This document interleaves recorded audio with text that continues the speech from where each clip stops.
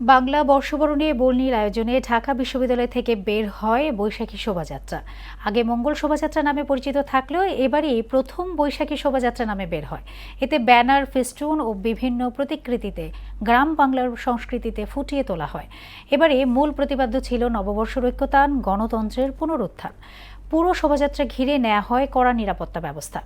বিস্তারিত মুদাসির আলীর প্রতিবেদনে, ক্যামেরায় ছিলেন কবির খান। ভোরের আলো ফুটে ওঠা মাত্রই পুরনো গ্লানি মুছে নতুন প্রত্যাশায় নববর্ষকে স্বাগত জানাতে মঙ্গলবার সকালে ঢাকা বিশ্ববিদ্যালয়ের চারুকলা অনুষদ থেকে বের হয় শোভাযাত্রা। কড়া নিরাপত্তায় বিশ্ববিদ্যালয়ের শিক্ষক, শিক্ষার্থী, সাংস্কৃতিক কর্মী সহ সর্বসাধারণের অংশগ্রহণে উৎসব মুখর হয়ে ওঠে পরিবেশ। আয়োজনের কোনো কমতিই ছিল না। বিভিন্ন প্রতিকৃতি, ব্যানার, ফেস্টুনে ফুটিয়ে তোলা হয় দেশীয় সংস্কৃতিকে। ঢাকের তালে আনন্দে মেতে উঠে সবাই। যারা এসেছেন সকলেই খুশি আয়োজন নিয়ে। শুভ নববর্ষ, খুবই ভালো লাগছে।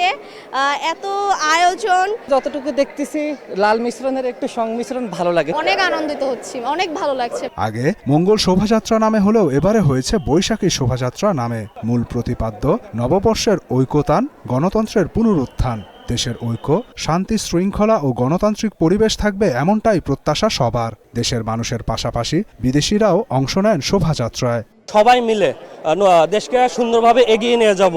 আমরা একটা সুন্দর সুষ্ঠু বাংলাদেশ চাই, গণতান্ত্রিক বাংলাদেশ চাই। This is my first time. I'm enjoying quite a lot. ভালো লাগে, বাংলাদেশ ভালো লাগে। Really interesting and exciting, and I think it's really fantastic culture. শোভাযাত্রাটি চারুকলা অনুষদ থেকে শুরু হয়ে শাহবাগ, রাজু ভাস্কর্য, টিএসসি এবং দোয়েল চত্বর হয়ে ফের চারুকলা অনুষদে এসে শেষ হয়।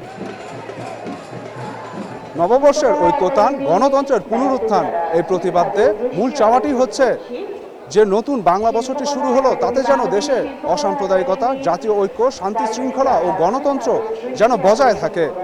কোনো স্বৈরতন্ত্র কিংবা অশুভ শক্তির উত্থান না হয়। মুদাসির আলী, মোহনা সংবাদ, ঢাকা। গত 24 ঘন্টায় রাজশাহী ও ময়মনসিংহে হামের উপসর্গ নিয়ে 2 শিশুর মৃত্যু হয়েছে। রাজশাহী মেডিকেল কলেজ হাসপাতালে নতুন ভর্তি হয়েছেন 19 জন। এ নিয়ে এখন পর্যন্ত হাসপাতালে চিকিৎসাধীন রয়েছে 154 জন।